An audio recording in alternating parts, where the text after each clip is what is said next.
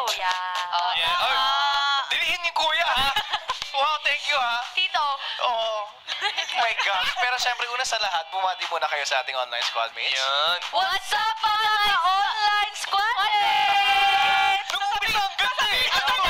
Ang ganda. What's up, mga ka-online mga? Okay, 1, 2, 3, go. What's up, mga ka-online squadmates? Iba talaga si Bubbles at si Blossom. Asa na si Baka na birthday kasi si Baka. Iba siya. Naka-green siya. Yes. Pero syempre, how does it feel to be a part of the special tribute episode today ng ASAP? Siyempre, It's such an honor. It's such an honor na. Hindi, kasi nag-i-emote pa galing sa kantahan. nag-feels pa siya, okay? Oo, habang nag-i-emote si Colette. Yes. Dyan. It's such an honor to be part of a tribute that's very beautiful.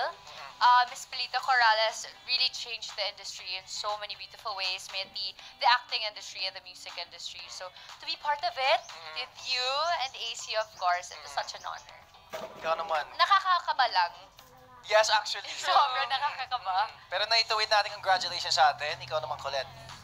It's such an honor din na makasali sa sa pag-contribute sa kay Miss Pelita Corrales. Yes.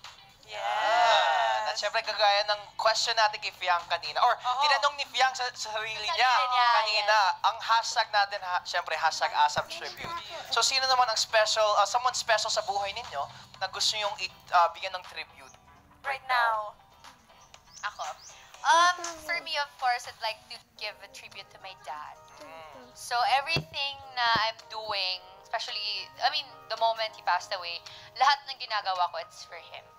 Of course, for my mom. Pero nandito pa mom ko.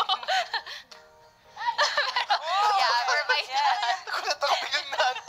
Yeah, Ikaw na yung kinuha. Ako naman sa lola ko na nag-pass away na. Dalawang lola ko, syempre sila din nagpalaki sa akin. And sana, wish ko din na sana kung andito pa sila, syempre, matitreat ko sila ng lahat. Anong meron ako ngayon. Ang bait mo. Baka pwede kami nalang ilibre nyo. Ay, Baliktad, dapat ikaw